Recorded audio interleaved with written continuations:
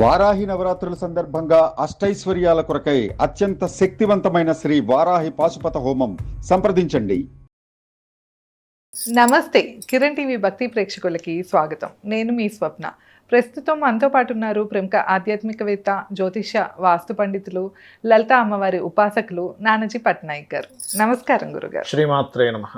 గురుగారు, శని వక్రగతి వల్ల ఏ రాశికి ఎలా ఉండబోతుంది అనే విషయం అయితే మనం తెలియజేస్తూ వస్తున్నాము. ఇప్పుడు వచ్చేసి మనం తులారాశి దగ్గర ఉన్నాం.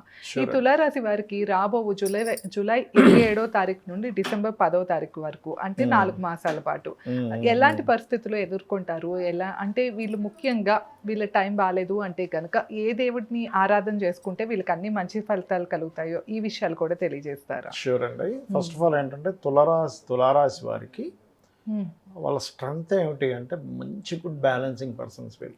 అంటే ప్రతి దాన్ని ఇప్పుడు ఒక 4-5 వర్క్స్ ఉన్నాయి, ఎట్లా మేనేజ్ చేయాలి, ఎట్లా బ్యాలెన్స్ చేయాలి. తులా అంటే త్రాసు కదా, అవును, బ్యాలెన్స్ అది యాక్చువల్గా.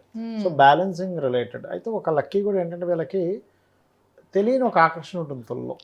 వాళ్ళు ఏ డ్రెస్ వేసుకున్నా సెట్ అయిపోతారు. అది ఎట్లా డ్రెస్ వేసుకున్నా సెట్ అయిపోతారు. అది ఒక విచిత్రమైన అదృష్టం వాళ్ళకి, విచిత్రమైన అదృష్టం. సో అట్లా అయితే వీళ్ళకి సాటర్న్ 6th హౌస్లో ఉండి వక్రిస్తున్నాడు, 6వ భావంలో ఉండి వక్రిస్తున్నందుకు ఇక్కడ కలిగే ఫలితాలు. అండ్ అలాగే తులారాశి వారికి శనితో పాటు శుక్రుడిని కూడా గమనించాలి ఎప్పుడు కూడా. ఎందుకంటే లగ్నాధిపతి అవుతున్నాడు ఒకటి, శుక్రుడికి ఫ్రెండ్ అయిన శని, అందుకని. సో ఇక్కడ వీళ్ళకి ఎలా ఉండబోతుంది ఏమిటి అనేటువంటి అంశాలు చెప్తుంది నేనైనప్పటికీ చెప్పిస్తుంది సాక్షాత్ లలితామ్మవారిగా భావిస్తూ, ఆ లలితాంబిక అమ్మవారి యొక్క అనుగ్రహం తులారాశి వారికి పరిపూర్ణంగా కలగాలని మనస్ఫూర్తిగా కోరుకుంటూ, ఇక్కడ గమనించినట్లయితే ఫస్ట్ ఆఫ్ ఆల్ ఏంటంటే 6th హౌస్లో ఉండే శని ఎప్పుడైనా వక్రించినప్పుడు డెబిట్స్ క్రెడిట్స్ క్లియర్ చేసుకోవడానికి అవకాశం ఇస్తారు అక్కడ. అంటే ఒక ఛాన్స్, ఒక ఏదైనా ఒక రూట్ దొరుకుతుంది వీళ్ళకి. కాకపోతే 6th హౌస్లో ఉంటే కూడా శని మంచివాడే, కానీ ఎప్పుడైతే వక్రిస్తాడో గతంలో చేసిన అప్పులు, గతంలో చేసిన కొన్ని రుణాలు, కొన్ని ఏవైతే ఉన్నాయో అవన్నీ కొంచెం క్లియర్ అవ్వడానికి ఛాన్స్ ఎక్కువ ఉంటుంది. కాకపోతే ఏంటంటే ఇక్కడ ఈ 6th హౌస్లో ఉండే శని వలన పిల్లల్ని ఏదైనా సంతానాన్ని విదేశాలకు పంపించాలి కానీ అవ్వట్లేదు అనుకునేటువంటి వక్రగతిలో అయిపోతాయి పనులు చెప్పాలంటే. అండ్ లగ్నాలార్డ్ ఈజ్ ఇన్ 11th హౌస్లో ఉన్నాడు కాబట్టి వీళ్ళు కొన్నిసార్లు చూడండి ఏదో పెద్ద ఎక్కువ లాభం మీద వచ్చేస్తుంది ఒక్కోసారి వీళ్ళు కొన్ని తప్పిదాలు చేస్తూ ఉంటారు, లేకపోతే కట్టాల్సిన ఇన్సూరెన్సెస్ రిలేటెడ్ సంబంధించిన బ్యాలెన్స్ పెడుతూ ఉంటారు. అలాంటివి August 2nd వరకు చేయకూడదు, ఇది ప్రధానంగా గుర్తుపెట్టుకోవాలి.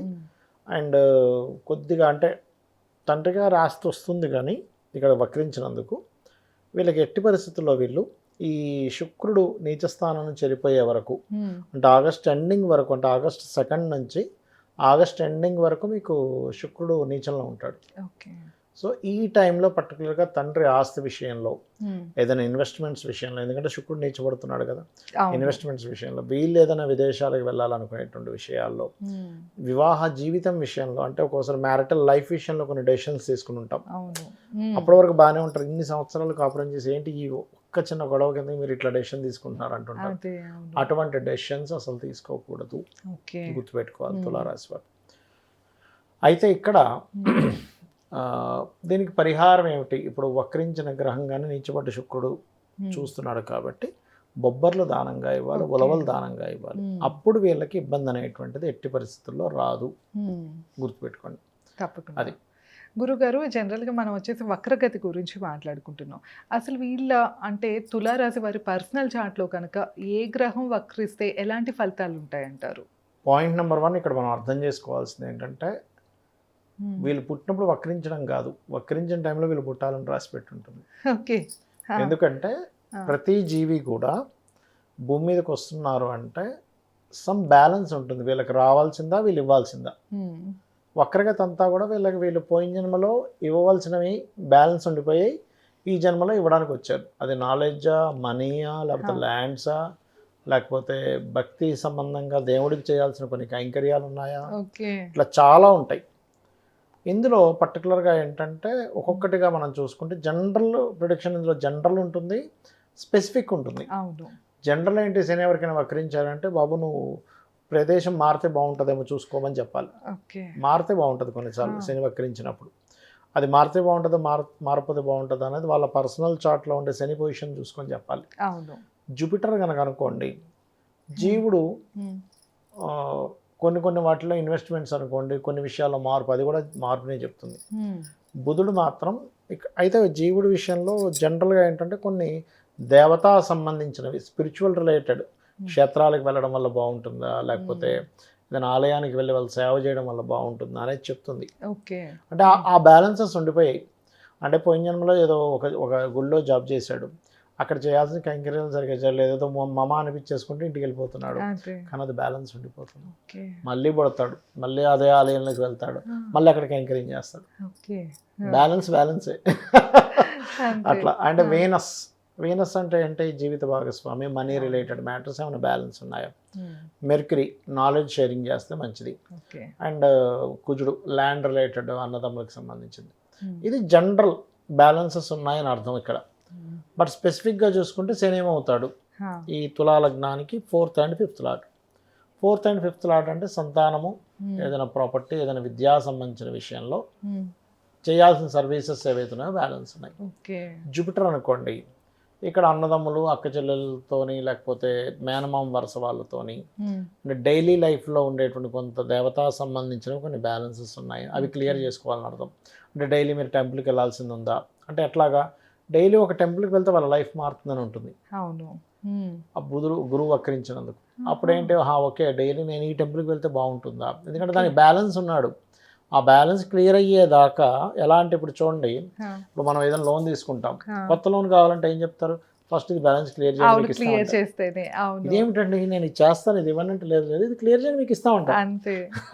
ఇప్పుడు ఏ గ్రహం గురుగారు వక్రిస్తే అలా రోజు గుడికి వెళ్ళాలి? బుధుడా? గురువు ఇస్ ది కారక ఆఫ్ స్పిరిచువల్, ఇది కదా స్పిరిచువల్ ఇంక్లినేషన్ కదా. అవునవును. సో ఓకే, అట్లా అన్నమాట.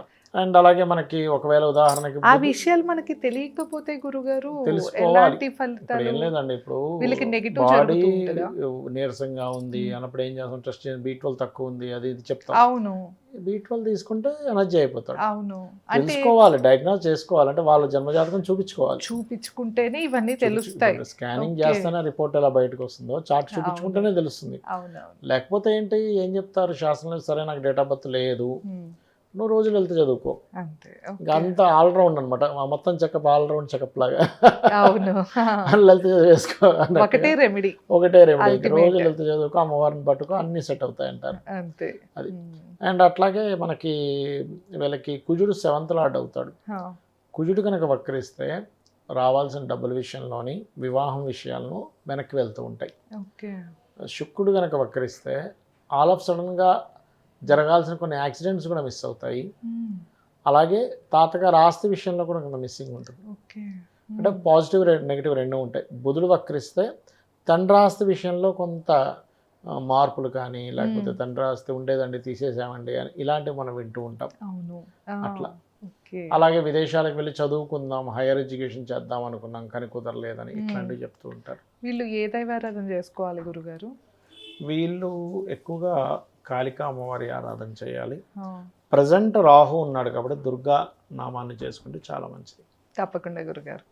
సో విన్నారు కదా, తులారాశి వారి గురించి అయితే మనం ఈ వీడియోలో తెలుసుకుంటూ వచ్చాము. మీరు కనుక ఎలాంటి సమస్యతో ఇబ్బంది పడుతున్నా ఒకసారి గురుగారిని కలవాలి, లేకపోతే మీ పర్సనల్ చార్ట్ చూపించుకోవాలి అన్న కూడా స్క్రీన్ పైన స్క్రోల్ అయ్యే నెంబర్కి కాంటాక్ట్ అవ్వచ్చు. ధన్యవాదాలు. నమస్కారం గురుగారు. శ్రీమాత్రే నమః.